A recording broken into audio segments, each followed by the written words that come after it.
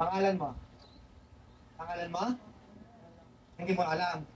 Bakit mo binibigyan ng sakit at kamalasan tong taong to? Hindi mo alam? Hindi ko alam. Ha? Anong dahilan mo? Hindi ko alam. Ha? Hindi ko alam. May kasalanan ba sa itong taong to? Ha? May kasalanan to? May kasalanan sa ito? Paano hindi alam? Bakit nandyan ka kung hindi mo alam?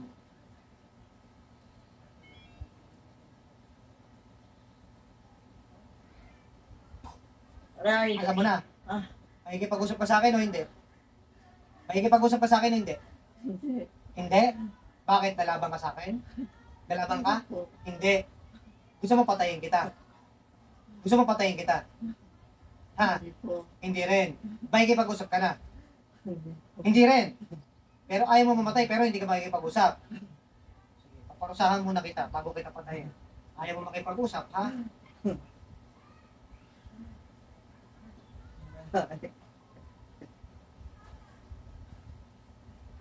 Aray. Makikipag-usap ka na sa akin, hindi pa rin. Makikipag-usap ka na sa akin, hindi pa rin. Ha? Makikipag-usap ka na, hindi na. Hindi pa rin. Ha? Makikipag-usap, hindi. Ha? Hindi? Aray. Eh kung patayin kaya na lang kita. Ha? Aray. Mas gusto mo yan. Naghihirap ka, tsaka papatayin kita. Kahit patayin kita, maghihirap ka pa rin na maghihirap. Mas gusto mo yan? Gusto mo yan? Aray. Ha? Yun ang mas gusto mo. Ha? Maghihirap ka na maghihirap dyan, magdudusa ka na magdudusa kasi ayaw mo makipag-usap. Tao ka ba o espiritu ka? Ha? Hindi mo talaga alam.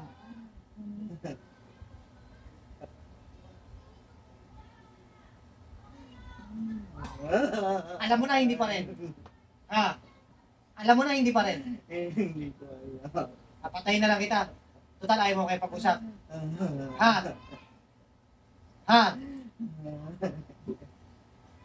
Anong dahilan mo? Bakit mo binigyan ng ano to, kamalasan tsaka sakit ng taong to? Wala. Hindi mo talaga alam? Ba't nandiyan ka kung hindi mo alam? Ha? Sige, total, ayaw mo makipag-usap. Ha? Ikukulong na lang kita sa mundo ng mga espiritu.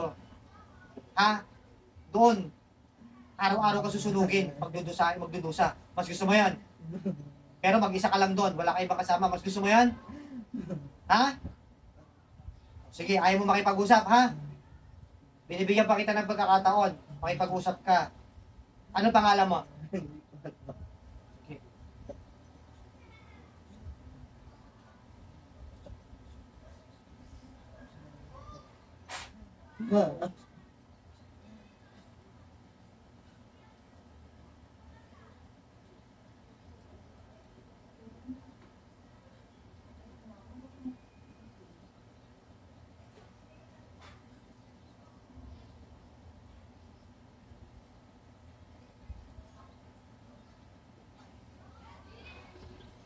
Gising po, gising.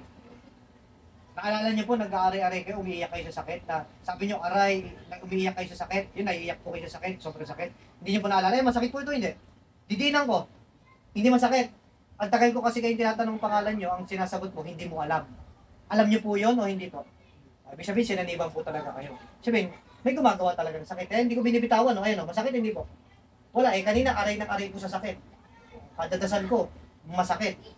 Sabihin, sinaniban po talaga. Tsaka ang tagal ko kayong tinatanong pangalan nyo, hindi nyo po sinasagot pangalan nyo. Sabi nyo lang po, hindi mo alam. Tsaka aray lang ng aray. Wala ko kayo naalala nun. Okay, kinukonfirm ko lang po ha. Kasi ibig sabihin, para at least maano natin na sinaniban po talaga. O yan, no, sobrang diin. Wala po. So, confirm yan. Ayaw makipag-usap, ibig sabihin, ayaw kayong tanggalan ng sakit. Tsaka tinan niyo po, oh, talagang madiin na nung umpisa po, di ba, madiin talaga ako. Ang dami kong gano'n, napuputulan kayo palagi. Ibig sabihin kasi niya, pagka ganyan, ayaw kayong tanggalan ng sakit. Okay? Yun. Ulitin natin ngayon. Kasi pag umpisa pa lang po yun, yung hindi ko pa po kayo ginagamot, di ba? Yung wala pang dasal, ganito po yan. Ginaganto ko kayo kanina, pagka ganyan pa lang po, napuputol agad, di ba po? O, diinan ko. Masakit, hindi? Walang sakit. Eh, sobrang madiin na yan, o. Sobrang madiin, o. Napuputol na sa sobrang diin. Kaya, hindi ko pinutol ang daliri ko, sobrang diin, naputol na naman. Kasi ganun po yan. Kapag wala kang sakit sa spiritual, hindi masakit. Eh, nag-aaray po sa sakit, eh, tsaka aray ng aray sa sakit kada sabi confirm may gumagawa po ha. So, sige tuloy po natin. Ganyan po ayaw umamin ha pero pag-usapan po natin later ha. Kasi pagka ayaw umamin, ibig sabihin ayaw kayo tanggalan ng sakit. Eh, pawis-pawis yung mga pawis yung kamay nyo. Nare-release po yung mga negative niya sa katawan, yung ginagawa po. Eh, pantay ang guhit, pantay na. Sobrang haba kanina po. Ha? So, tsaka bago po kayo umupo dyan, may mga ininda na kayo mabigat sa katawan ninyo, wala po. Pakiramdaman nyo po kung nawala o nandyan pa rin po. Gumaan po. Sa simula nung mabigat ng pakiramdam ninyo, first time lang po kayo nakaramdam ng gaan po. Okay. Ngayon lang po, kinocontrol lang po natin. Consistent yan, everyday mabigat. Okay. Pero gaano katagal po yun yung tiniis yung tagal ng bigat ng katawan nyo everyday? 2 years na. 2 years. So, sobrang tagal. So, by the way, pero sa loob ng 2 years, ngayon lang kayo naka-experience sa parang biglang guminhawa. Ngayon nyo lang po naramdaman na maginhawang ganyan po. Okay. So, kaya kayo naka-experience ng kamalasan, pati yung parang nagkakasakit-sakit kayo, no? So, sige. Total, sa awan ng Diyos, pumantay naman po yan. Lahat na lang magiging advice susundin po. Ha? Para at least, yung ginhawa po niyan, magtuloy-tuloy. At, yung hindi na tayo mabalikan ng mga ganyang sakit po. Okay. So, sige, pigit lang po.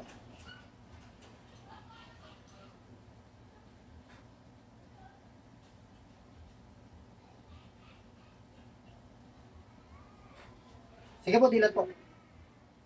Kaya hindi ko na rin masyadong pinapatagal po na parusahan ng parusahan kung tao man yan o espiritu.